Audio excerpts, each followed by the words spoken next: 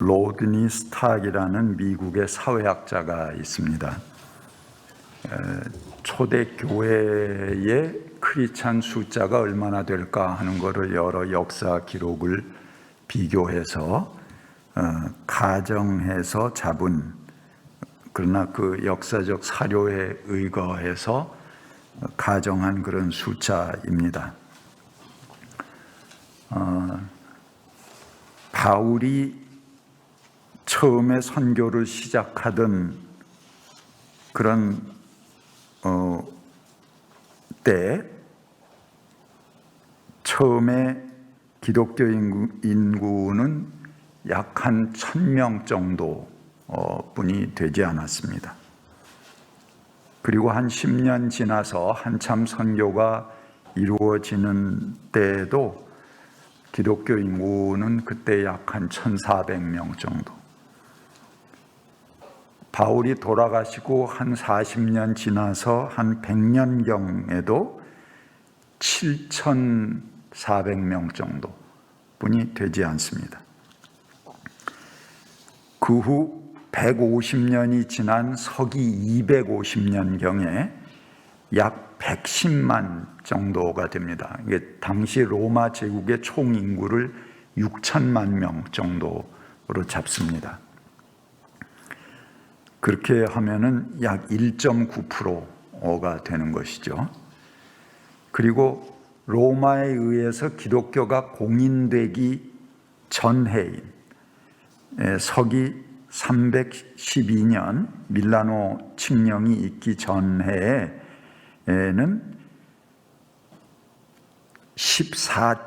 약 한 15% 정도가 됩니다. 그러니까는 약 한 900만 정도의 인구가 됩니다. 여기까지가 사실은 기독교가 아주 힘들게 여러 박해 상황을 뚫고 그 내용을 그대로 가지면서 전파되던 그런 때라고 볼 수 있겠습니다.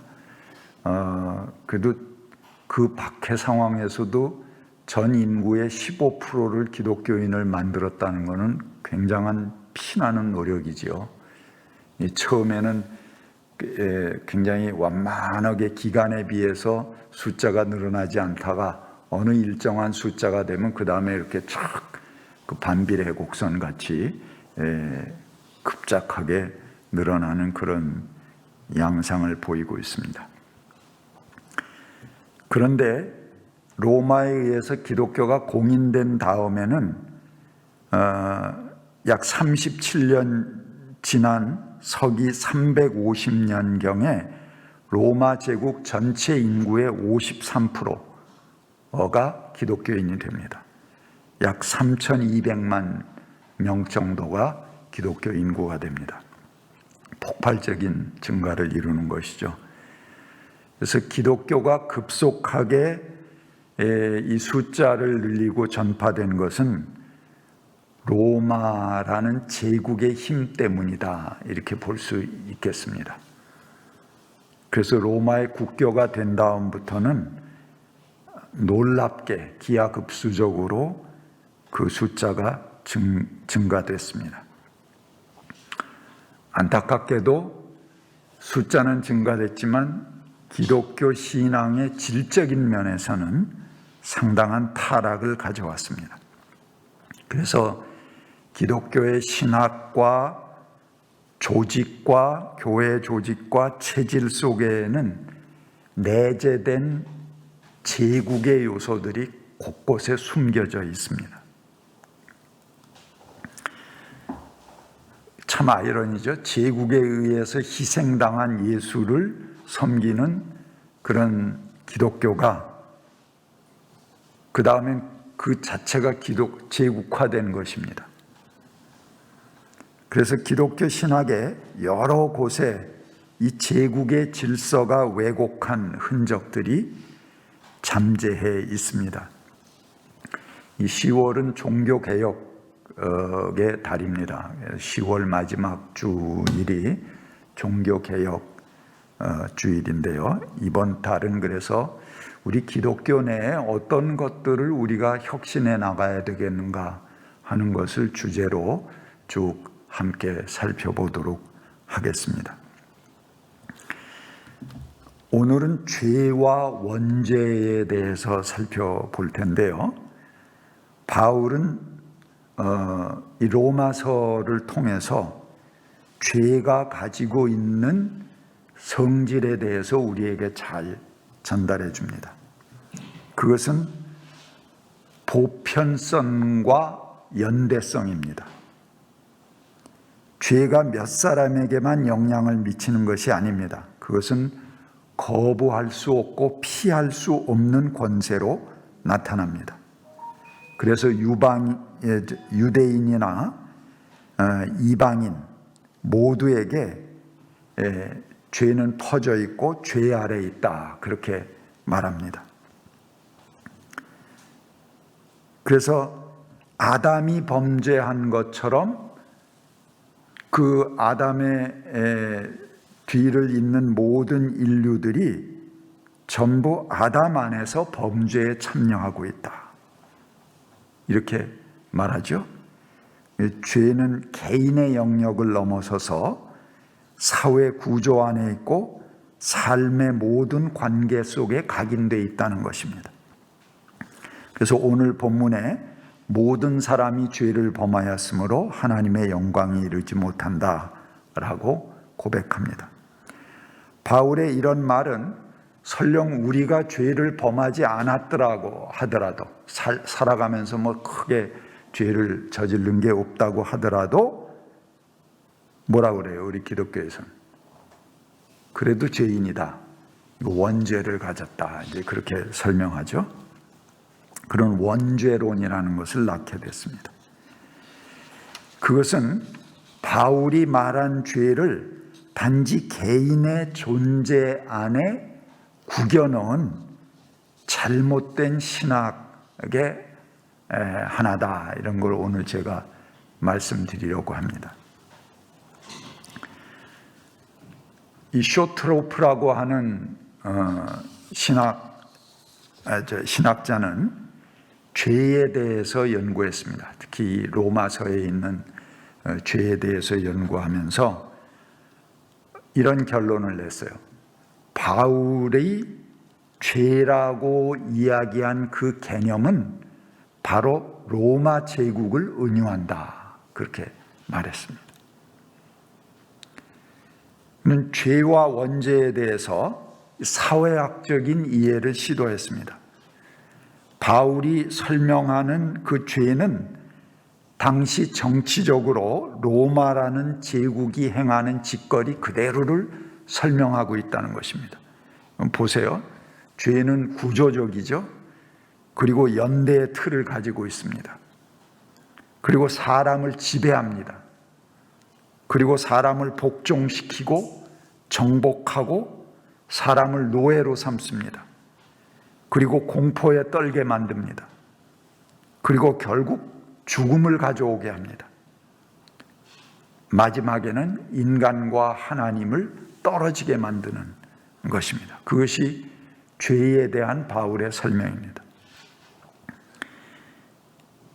이런 죄의 특성은 당시 전 세계를 장악하고 절대적인 힘으로 군림하는 제국의 권력이 행하는 속성을 그대로 설명하는 것이라는 말입니다. 만약에 죄가 그렇다면 예수 그리스도께서 십자가의 죽으심으로 우리의 죄를 대속하셨다, 인류의 죄를 구원하셨다 하는 그 말은 아무 설명 없이도 그대로 이해될 수 있는 말이 됩니다. 그렇죠? 그런데 지금같이 우리가 개인적인 죄, 추상적인 죄를 죄라고 이야기한다면은 여러 가지 논리의 모순이 오게 됩니다. 우리 기독교가 그렇게 제일의 원리로 삼는 예수 그리스도의 대속의 신학은 첫 번째 모순이 뭐냐면 왜 예수가 느닷없이 로마의 반란자들을 처형하는 정치범으로 십자가형으로 돌아가셨는가 하는 게 이해가 안 돼요. 갑자기 착한 예수가 정치범의 괴수가 돼서 돌아가시거든. 그거 설명이 안 되고, 그 다음에 예수가 죽었는데 왜 내 죄가 사해지나? 그것도 두 번째 비약이에요. 그렇죠? 그 설명이 안 됩니다. 그런데 이 죄라는 것을 그 제국의 행태를 은유한 것으로 그렇게 이해하게 되면은 예수가 죽으신 것이 바로 우리가 죽어야 될 자리에 대신 십자가를 지신 것이고 우리를 위해서 돌아가셨다 하는 말은 그냥 그대로 문자대로 이해됩니다. 이 쉽게 이해할 수 있는 것을 어렵게 이해하느라고 우리가 그걸 개인화시키고 추상화시키고 그래서 왜곡시킨 그런 교리를 기독교가 가지고 있는 것입니다. 죄라는 추상적인 용어를 역사와 분리시켜 놓으면 그 본질은 간데 없어집니다. 그야말로 만인이 자기의 이해관계 속에서 제멋대로 해석해 버릴 수 있는 그런 엿가락이 되어버리고 맙니다. 원죄라는 교리도 죄의 구조와 연대성을 강조하기 위한 본래의 그런 자리에서 원죄라는 것이 설명되는 것입니다. 죄가 누구 한 사람의 선함으로 이해되는 게 아니다. 극복할 수 있는 게 아니다. 우리 모두가 이 죄된 사회에는 구조적으로 죄에 연루되어 있다. 그런 걸 설명하는 원리가 바로 이 원죄라는 것입니다. 근데 이것을 지극히 개인적인 영역에서 설명하다 보니까 본래의 자리를 떠나서 엉뚱하게 구천을 날아다니는 도깨비가 되어버리고 말았습니다. 원죄는 죄성이 선천적으로 유전된다 하는 것을 그런 것으로 이해하는 것이 전통 교리입니다. 그래서 우리는 누구나 죄인이다. 그래서 근본적으로 죄성을 가진 죄인이라는 것을 인정하고 시인해야 된다 하는 것이죠. 그래야지 그 다음에 죄의 용서를 해주시는, 우리 죄를 용서해 주시는 예수 그리스도의 공로, 예수의 피공로, 보혈의 공로가 유효하게 되는 것입니다. 그래서 사람들은 이제 구원을 설명할 때 불러놓고 너는 죄인이다. 그걸 먼저 인정하게 만들어야 돼요. 난 죄인 별로 아닌데. 그럼 이 사람에게 예수의 십자가를 내놓을 그런 근거가 없어지죠. 그러니까 먼저 너는 죄인이다라는 것을 자꾸 설득을 합니다. 그럴 때 이제 나 별로 죄진 게 없는데 이 대개 한국 사람들은 뭐 그렇게 죄인 뭐 이런 거에 대해서 심각하지 않거든. 난 그냥 살아가지 뭐 특별히 내가 죄인이라고 생각하지는 않는다. 이제 이런 사람들이 대부분입니다. 그런데 그렇게 하면은 예수의 십자가 이거 탁 내놓을 수가 없어요. 그러니까는 너는 죄인이다. 이거를 먼저 설득을 해야 됩니다. 그거 안 되니까 이제 그때는 제일 유용한 게 원죄론입니다. 네가 죄를 안 졌어도 본래 네 피 속에 죄가 있다. 그래서 조상의 죄가 있고 그 죄가 네게 있다라는 것을 인정하게 해야 되는 거죠. 그래서 갑자기 지옥으로 떨어뜨려서 너는 죄인이다 이거를 인정하게 하고 그 다음에는 예수의 십자가를 탁 들이대서 십자가의 피공로로 너는 용서받았다. 이걸 또 두 번째 인정하게 해야 되는 것입니다. 그게 이제 사형이라고 하는 그 틀 속에 있는 아주 짧게 우리 기독교의 이 대속교리를 요약한 원리죠. 거기에 핵심이라고 볼 수 있겠습니다. 이런 것은 죄를 너무 개인의 심리 구조 안에서 이해하고 해석하기 때문에 오는 모순입니다. 죄의 골짜기와 거기서 구조해내는 구원, 그래서 지옥과 천국을 오르내리게 하는 그 낙차 큰 이데올로기의 패턴을 수용하게 만드는 것이죠. 근데 그게 본래 기독교의 전부는 아닙니다. 지극히 개인 심리적인 차원에서의 치료,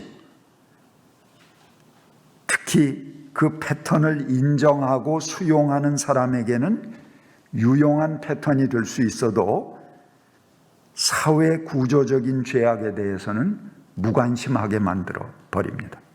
그리고 무능한 기독교를 만들어 버립니다.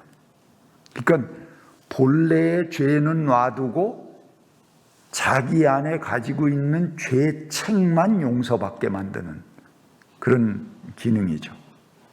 우리 사회에 어떤 범죄가 이루어지고 어떤 구조적인 죄악이 생기고 이런 것은 상관없는 문제가 됩니다. 이것은 현실을 외면하고 하나의 가정적 이론의 세계를 기독교의 진리로 받아들이게 해버리는 모순을 낳습니다. 우리의 현실과는 동떨어진 한 가지 생각의 틀 속에 사람을 억지로 구겨넣는 행위에 불과합니다. 근데 우리의 현실은 그 틀 너머에 있습니다. 그렇죠? 기독교가 이런 사고의 틀 속에 갇혀 헤매는 동안 세상의 현실은 이를 비웃으면서 훨씬 멀리 도망가 버렸습니다. 우리가 내년에 대선을 앞두고 있기 때문에 여러 가지 사항들이 서로 검증한다는 그런 이름으로 여러 의혹들이 지금 매일 그저 뉴스를 점령하고 있습니다. 혼란스럽습니다. 이 정치인, 유명인들에게 가장 치명적인 것은 돈입니다. 현대 사회에서 이름을 알리는 것, 이것은 돈으로 귀결됩니다. 정보가 돈인 세상이 되고 조직이 돈인 세상이 됩니다. 여기서 이름을 알리는 것은 돈과 깊은 구조적 연관성을 가지고 있습니다. 이게 정치인들은 또 누구나 사람들이 보기에 깨끗하다 하는 이미지를 또 가져야 되기 때문에 겉으로는 다 깨끗한 척하지만 속으로는 사실은 돈이 없으면 정치가 불가능한 것이 현실입니다. 깨끗한 척해야 하는 도덕적, 법률적 상황과 정치적 현실은 그 갭이 큽니다. 그래서 사람이 정치라는 구조 안에 들어가는 순간 깊이 연관된 죄의 구조 속으로 함몰될 수밖에 없다고 합니다. 들키지 않은 놈이 먼저 들킨 놈을 죽이고 매장시키는 것이 정치라는 구조다. 그렇게 이야기를 합니다.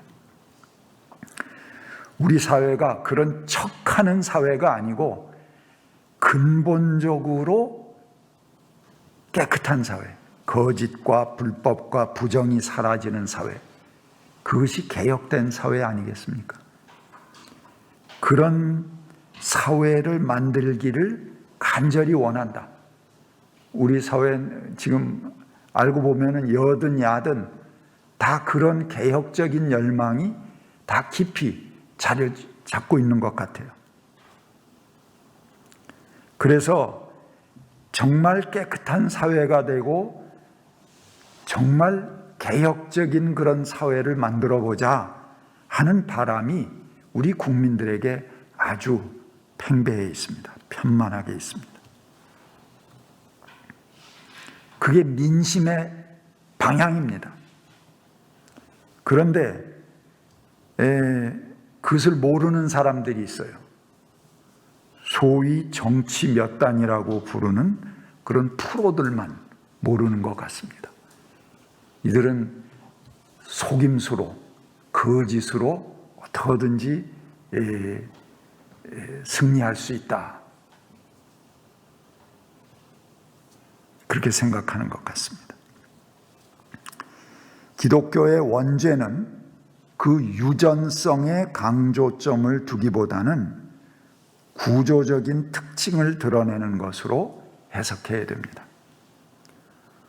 원죄에 대해서 납득할 만한 설명을 제가 한두 가지 접한 그런 신학적 이해가 있는데요. 먼저 첫 번째는 중세 신비주의자인 마에스터 에카르트입니다.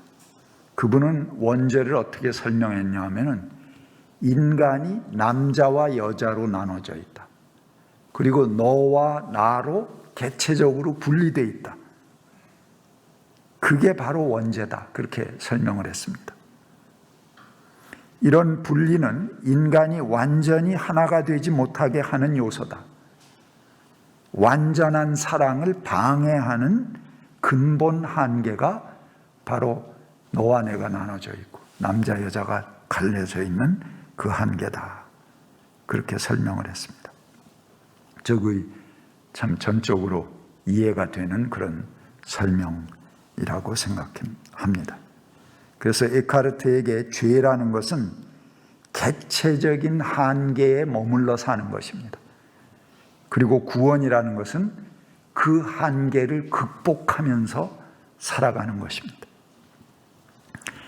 그런데 제게 아주 참 과학적이고 그 분명한 설명을 해주신 분은 독일의 여성 신학자인 도르트 죄레입니다. 이 죄레가 어린 시절에 네덜란드를 방문한 경험이 있습니다. 거기서 죄레는 비슷한 또래의 아이를 만나서 그와 친해지려고 굉장히 애를 씁니다. 그런데 그 아이에게 다가가면 다가갈수록 그 아이는 죄레를 경계하고 피하는 그런 모습을 보게 됩니다. 그래서 이 어린 죄레가 상당히 상처를 받았어요. 그래서 자기 어머니에게 물어봅니다. 엄마, 내가 쟤하고 친하고 싶은데 쟤는 내가 조금 더 가까이 가려고 그러면 자꾸 도망가고 나를 회피해. 그랬더니 그 어머니가 이런 설명을 해주셨어요. 너는 모르지만 옛날에 독일이 네덜란드를 지배한 적이 있다. 그래서 네덜란드 사람들은 독일 사람들을 그렇게 좋아하지 않는다. 그리고 독일 사람들에게 마음을 잘 열지 않는다. 그런 설명을 해줬습니다. 죄레는 그 이야기를 듣고 이게 내가 한 것은 아니지만 인간이 어느 나라에서 태어났는가, 또 어떤 언어를 사용하는가, 이런 거에 따라서 자기의 의지와는 상관없는 조상들의 어떤 죄책, 그런 것과 연결된다 하는 것을 어린 죄레가 이해하게 됩니다. 사람이 태어나서 사용하게 되는 언어, 문화의 유산으로 주어지는 것이 원죄다. 개인은 거기서 빠져나올 수 없다. 이것은 나의 결정과 나의 의지를 넘어서는 나의 운명이다. 이런 것들은 나의 부모나 조상들의 전통에 죄악에 얽혀 있어서 개인이 빠져나올 수 없는 어떤 세력으로 내게 영향을 미친다. 우리를 지배하는 권력이 바로 이 원죄다. 그것은 나의 선택에 의해서가 아니고 나에게 주어진 것, 이 조상들의 역사로 주어진 것이고 이웃들, 동시대의 사람들의 행태, 이 사회 구조로가 나에게 쌓여서 그래서 내게 운명처럼 부여된 것이다. 그게 원죄다. 그렇게 젤레는 설명을 했습니다. 근본적으로 기독교 신학이 왜 인간을 이렇게 죄라는 지옥에 가둬놓은 다음에 그 다음에 다시 거기서 끄집어내야지 되는가 하는 문제점이 있습니다. 이것은 사실은 이원론이 체질적으로 몸에 박혀있는 서구인들, 그들의 철학과 사상의 근본에는 뭐든지 양자를 대립시켜서 이해하는 그런 이원론이 자리 잡고 있거든요. 물론 이거는 사물을 처음 인식하는 사람들에겐 매우 유용한 그런 방법입니다. 분석하는 거죠. 양극으로 딱 분석을 해서 갈라놔야지 그걸 이해할 수 있는 그런 첫걸음인데, 모든 만물이 그렇게 양극의 플러스 마이너스로 해석되는 건 아니거든요. 그러니까 그게 이원론이 가지는 한계이기도 합니다. 그 이원론이 체질이 돼버린 서구인들에게는 필연적인 구조일지 모릅니다. 넌 죄인이다. 예수 그리스도의 피로 넌 용서받았다. 이 과정이 꼭 그들에겐 필요할지 모릅니다. 그런데 한국 사람들은 원래 죄인이라는 심각성이 있는 게 아닙니다. 우리가 이 찬송 부르면서, 복음성가 부르면서 그러죠. O sinner, why don't you answer? 그리고 이제 그 찬송을 부릅니다. 근데 O sinner, 이 죄인, 그걸 부르면서 조금 섬뜩한 그런 느낌을 가져요, 한국 사람. 아주 자연스럽게 부르는 찬송이지만 왠지 우리의 심성에는 어색한 면이 있습니다. 굳이 이렇게 죄인의 골짜기를 꼭 건널 필요가 있는가? 그렇게 해야지만 하나님께서 우리에게 주신 은총이 설명되는가 하는 의문을 가질 수 있습니다. 그래서 다음 주에는 60초 후에 뵙겠습니다. 그런데 다음 주에는 이 매튜 폭스의 원복에 대한 그런 이야기를 여러분들에게 들려드리도록 하겠습니다. 감사합니다. 같이 묵상하겠습니다.